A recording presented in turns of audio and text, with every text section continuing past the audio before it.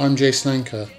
In January 1993, when I was 24 years old, I went to help my father-in-law on a roofing job. I wasn't a roofer by trade, but work and money were scarce and I had a young family to support. At the end of the day, we were called over to fix a leaky roof. I noticed the ladder wasn't tied on, but I said nothing. If I had, I wouldn't have spent every day since in a wheelchair. I waited 14 years for my compensation. I suffered from depression, I abused drugs and alcohol. I fell 10 feet.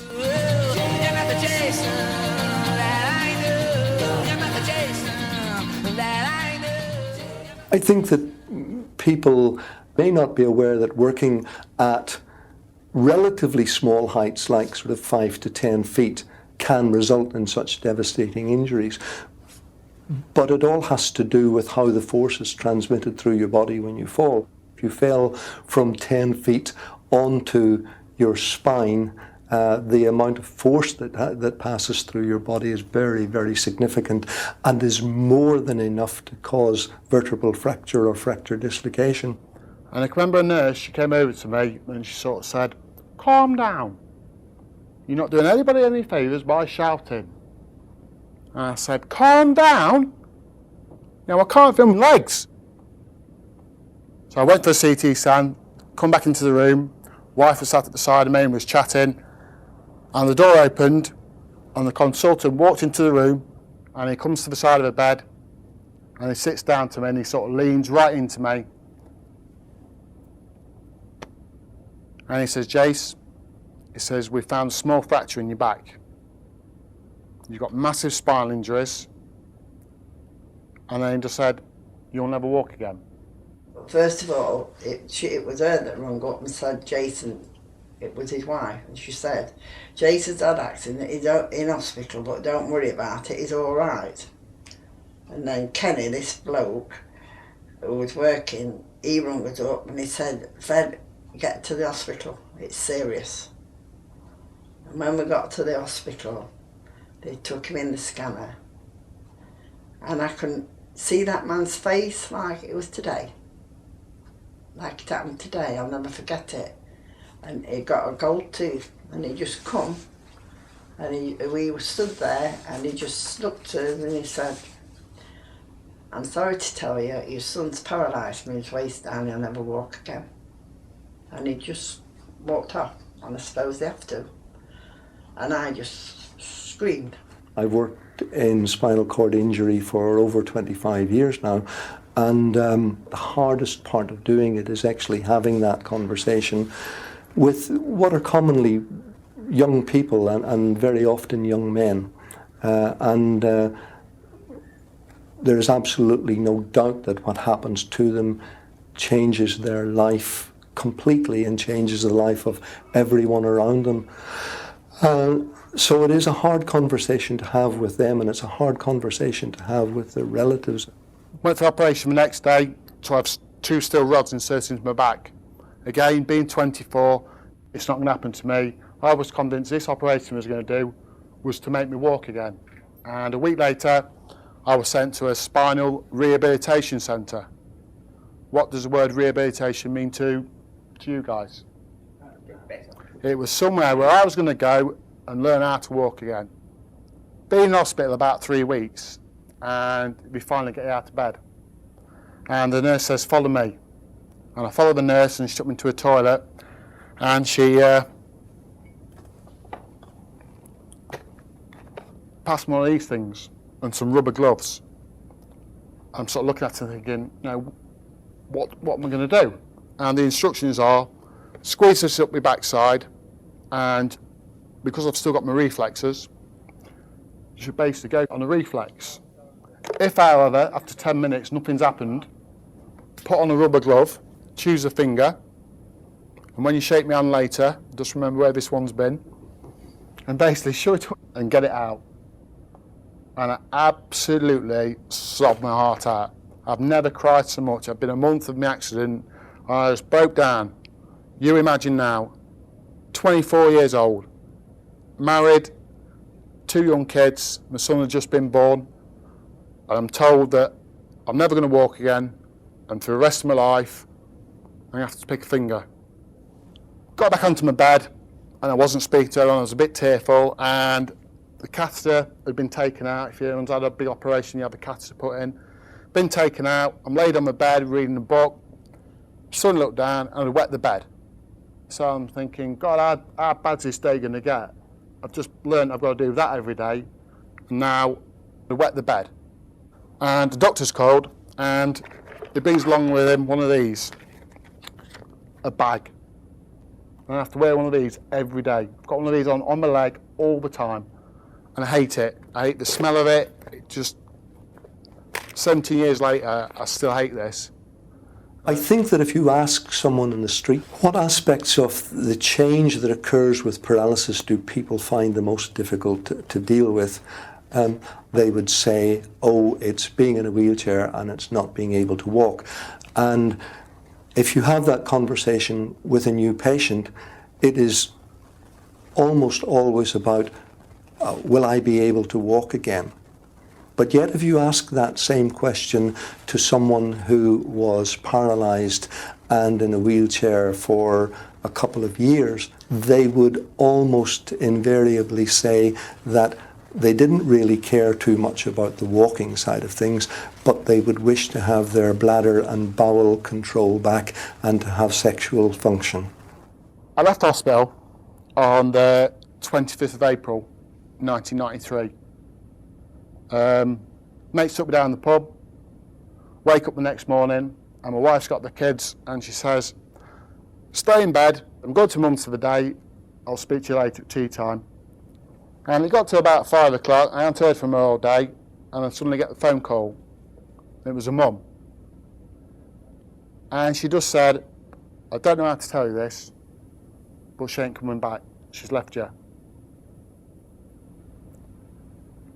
So there I was, I lost my legs, lost my dignity, and I've lost my wife and my kids. His dad was working away most of the time. His dad was. Mm-hmm. And I had all the abuse. And he was so angry, he would say, get out of here, I hate you. And I used to come down dragging bags of washing, just sobbing. And it was like, I'd lost my son, I was given this person I didn't even like. In July of '93, I'd lost the house where I was living, got moved into a council flat, unadapted, and just struggled, didn't face up to reality, do the bloke thing, what the blokes do best when there's a problem, put it to the back of their head, have a drink, and try and forget about it. Sometimes patients will try to set the psychological problem aside, and they will become very engaged, say, with rehabilitation, and they will sort of go madly at their rehabilitation program, learning the skills that we expect them to learn. And you know yourself that all they're doing is they're pushing all of the psychological side of it into the background, and they're concentrating purely upon their physical rehabilitation. And if they don't do something about coping with the reality of the psychology of the process, what will happen is that it will come back to bite them at some time in the future. Jason went through a really difficult time. He was finding it hard to deal with being in the wheelchair, and although he was putting on a brave face to everybody underneath, he was suffering quite badly. January 1995, I'd been on a drink all day and got a phone call. Next thing I remember, being in a nightclub in Sheffield. I'd taken 2 extra pills that I can remember taking, and I remember going a bit funny in the club. Anyway, this particular day we got the phone call to say that Jason was in hospital and they was transferring him to Queen's Medical as he was on he was going to be put onto life support. We stayed at the hospital, me and his dad, in this little room, and there was all other people in little rooms, you know, would have people in accident, and I used to hear them walking down footsteps, and I said, don't come here, don't knock on this door, don't come here, you know what I mean, and it was traumatic. Next thing I actually remember is looking up at a white ceiling, and I was in hospital in Nottingham, I'd been in a coma 17 days. I got suspected serious brain damage, multi-organ failure. My liver had stopped working completely as a direct result of the drugs I'd taken and the drink being dehydrated. Day 15 of being in hospital, my mum and dad got taken to the side ward and sat down with a cup of tea, and they was told he's got severe brain damage. His organs, his liver's not working, he's going to need a liver transplant. You know, he's not responding to any treatment we've given. You've got to think about switching the machine off. So my mum and dad was then faced with the decision of what to do. Do we switch the machine off? There was no question of turning it off, was there? Never even thought about it. He would let him. Look, for me, my dad said, no, you're not switching the machine off. And on day 17, I opened my eyes. I didn't have a clue where I was. I was looking up at the ceiling. I got a tracheotomy in my throat so I couldn't speak. The brain damage I'd suffered was, I've sort of lost my short-term memory. It's got better over the years, but at the time, I just couldn't remember anything.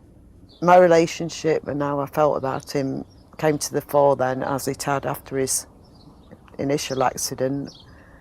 And I went along and sort of like jollied him up really and tried to make fun of the situation, even though it wasn't funny, but you know. It was a wake-up call that I needed. I had 2 young children. I didn't want to die, but I wasn't really coping with life. If you look at things like your own self-esteem, your own health, your immediate family, your job, your religion, all of these things are, if you like, pillars that support your psyche. When you have a spinal cord injury, quite a few of those tend to get knocked away from underneath you, so that you may, not only do you lose your health and your well-being, but you may also lose your job as a result of it. You may or may not lose the relationship that you had with your partner, etc. I got this down to one choice I made, and the choice was when the ladder wasn't tied on. I knew it should have been tied on. And the little voice come in my head saying, the ladder's not tied on, Jace. I had opportunity to tell the guys, the ladder needs tying on. The main reason I didn't speak up, the simple fact is I didn't think it was going to happen to me. That voice has gone off in your head, which it does every time there's a dodgy situation or something's unsafe.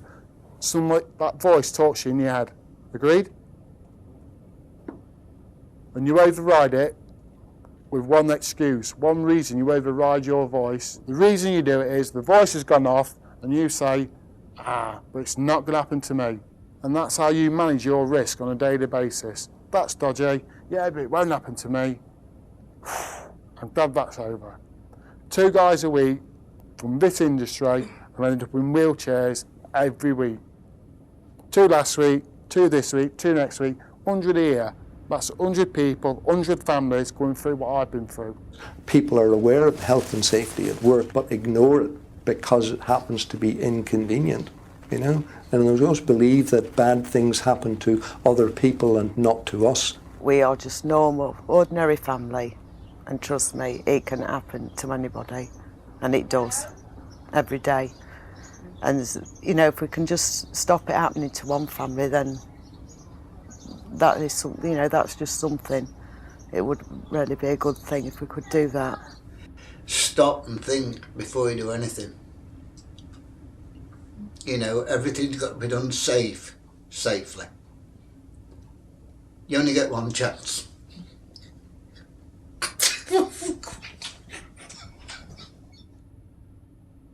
Things like this, when they happen out of the blue, they happen completely unexpectedly, and they are devastating, and they are something which completely alters not just their life, but the life of everyone around them.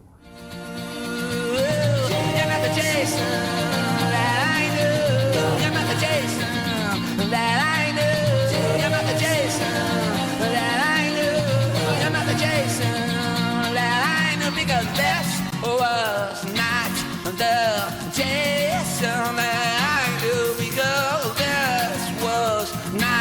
the Jackson that I